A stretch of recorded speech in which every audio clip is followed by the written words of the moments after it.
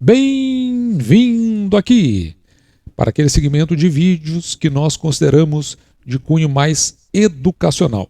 Nós chamamos esse segmento de Toques da Bolsa. Já estamos indo para o vídeo de número 23, onde colaboradores levantam questões aqui no canal e nós entendemos que essas questões podem ser do interesse de vários outros que acompanham o nosso canal e que podem ajudá-los justamente na sua trajetória de investimentos. E para me acompanhar, eu conto com uma Brown Ale, de uma cervejaria artesanal aqui da região. Então vamos para os questionamentos que foram levantados.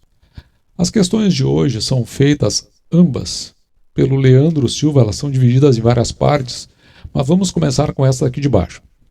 A pergunta é o seguinte: a sua carteira é 100% em renda variável ou você tem alguma porcentagem em renda fixa? E além disso, dentro da mesma pergunta, ele coloca assim: o que você acha de reserva de emergência e reserva de oportunidade? Então, deixa eu tentar explicar para vocês aqui dois aspectos.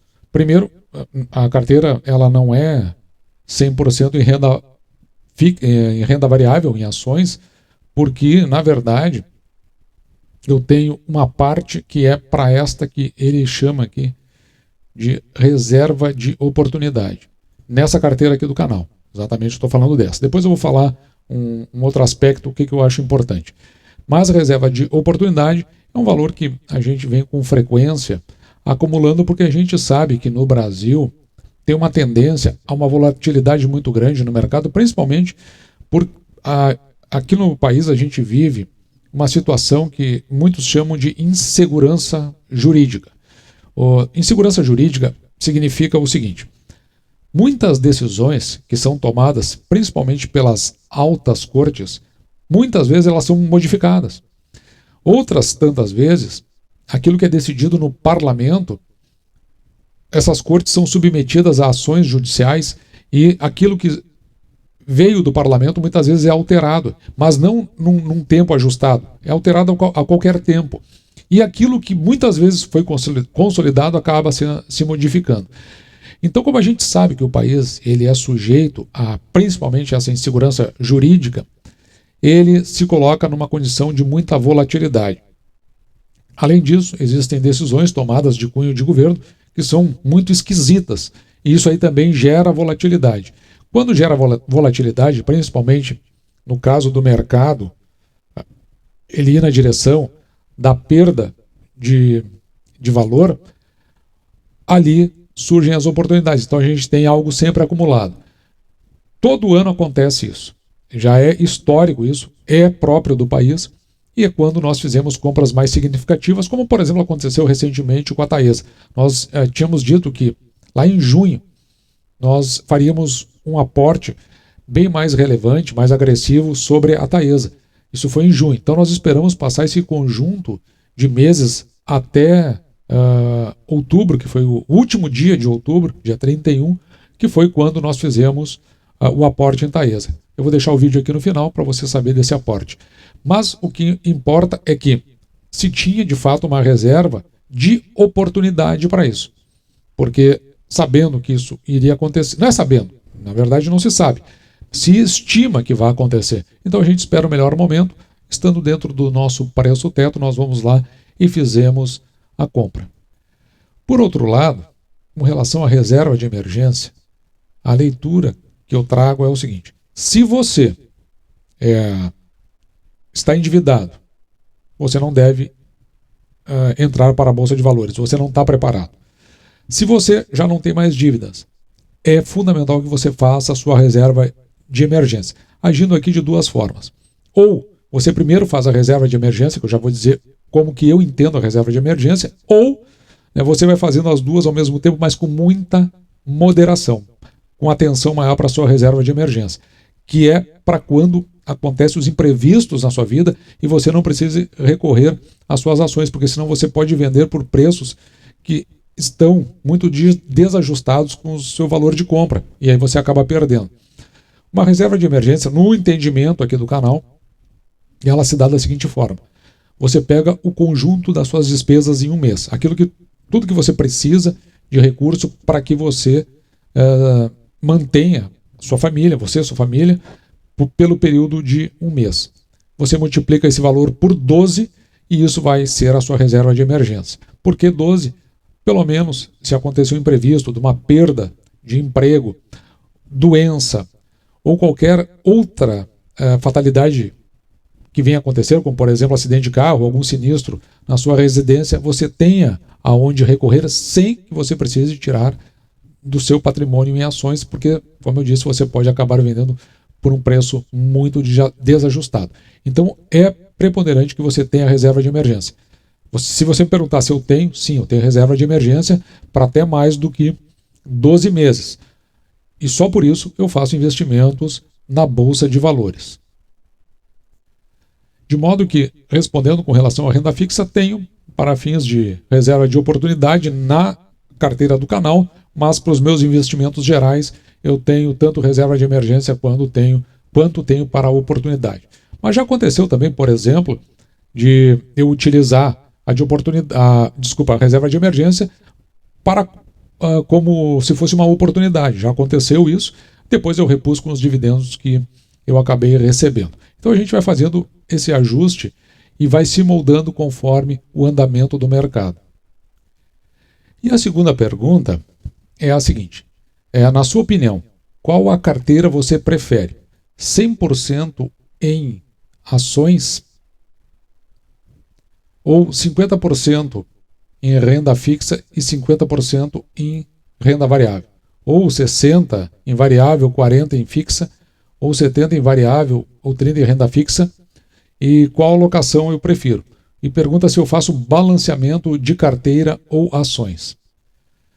Você que acompanha o canal sabe que a gente segue à risca o método do Décio Bazin, do livro Faça Fortuna com Ações Antes que Seja Tarde. Então a gente vai muito nessa linha.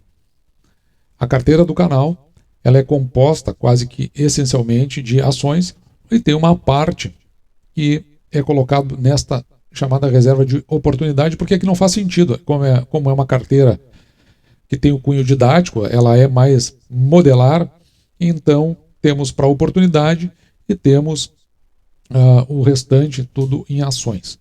Mas, evidentemente, que você, na construção da sua carteira, você vai ter que ter também a sua reserva de emergência. Com isso aqui é o suficiente para se investir na bolsa, sendo você um investidor iniciante para intermediário indo para avançado. Nesse patamar não é necessário nada mais do que isso que nós colocamos aqui no canal para que você tenha excelentes resultados e que ande na direção daquela que a gente chama de independência financeira. Ou seja, quando a quantidade de proventos for o suficiente para pagar por todas as suas despesas. Agora, numa carteira mais elaborada, que não é o caso aqui do canal, mas vale a pena como referência o que eu vou falar. Se eu prefiro algum percentual em renda fixa, renda variável, ou se eu faço balanceamento de carteira, não, eu não faço nada disso. Talvez num futuro, depois que o canal tenha seguidores, ou melhor, inscritos em quantidade suficiente, talvez a gente fale dessas formas mais elaboradas, mas aí seria num canal fechado. Mas apenas para fins didáticos e uma explicação para a resposta, o entendimento que eu tenho é que o mercado, numa situação de equilíbrio, ele tem, veja aqui, a gente consegue interseccionar as ações. Eu estou pegando exemplos, Existem muitos outros segmentos que eu não vou trazer aqui, mas eu trouxe esses três apenas para que a gente possa ter um entendimento. Ações, commodities e renda fixa, por exemplo, eles tendem a um estado de equilíbrio. Veja aqui, no geral, um tenta fugir do outro. Essa é a tendência desses mercados quando a gente olha para eles de forma separada. Pelo menos esse é o entendimento que eu faço, é assim que eu construí a minha teoria sobre o mercado. Veja que essas intersecções aqui, essas que são maiores, é quando um se junta com o outro, com seu vizinho, 2 a 2. E essa em amarelo é quando estão os três juntos. Toda vez que um desses segmentos começa a se tornar mais forte, começa a puxar, e essas intersecções elas tendem a ficar um pouco menores.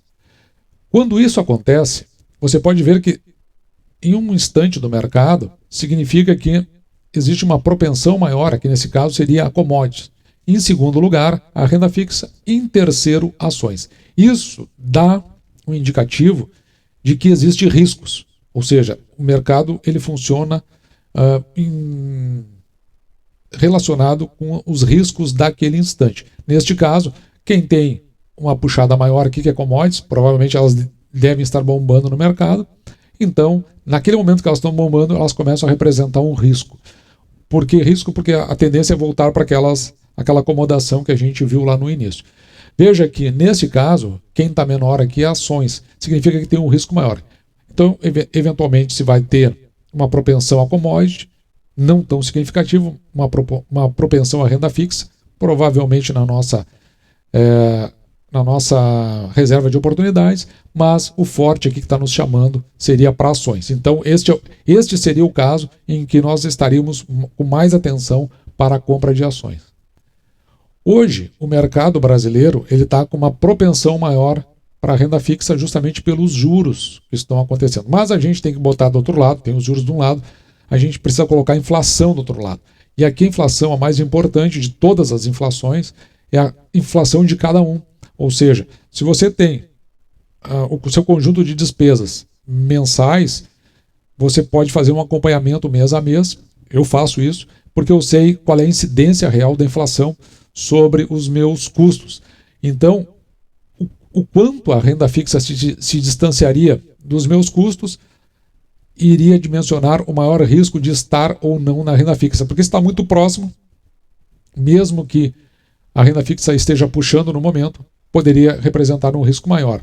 Neste momento, veja que ações elas ficam um pouco mais encolhidas, dando um indicativo de que talvez o foco da carteira seria para ações. E commodities, nem tanto. A gente viu que petróleo e minério de ferro, principalmente, o ano passado tiveram uma explosão. A gente viu os resultados da Vale, da Petrobras, mas que para o exercício atual parece que isso vem encolhendo, e o reflexo a gente olha lá principalmente para o mercado da China, que é o nosso maior consumidor de commodities. Hoje, então, por exemplo, estaria propício mais para olhar em ações. Então, eu não faço o balanceamento de carteira, mas sim eu presto atenção para aquilo que está acontecendo em função do risco e aloco o meu patrimônio conforme os riscos. Onde tiver menor riscos, é lá que eu vou colocar com mais intensidade.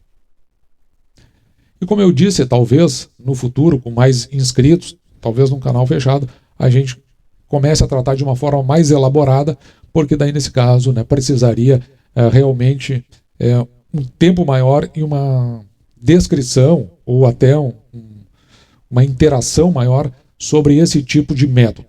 Mas eu com certeza fico com o método do Décio Bazin. Acho que o método dele é muito mais simples e também é muito eficiente. Faça fortuna com ações antes que seja tarde, porque a partir daqui e num horizonte bem longo de tempo, a gente considera entre 10 e 20 anos, com certeza você vai ter o retorno que você precisa para que você tenha a sua independência financeira. Lembrando, independência financeira, quando o retorno vindo dos seus dividendos que você recebe, ele paga por todas as suas despesas. E assim, esse foi o nosso vídeo de hoje. Eu espero que você tenha gostado. Vou ficando por aqui e me despedindo de você, deixando, como sempre, o meu grande abraço.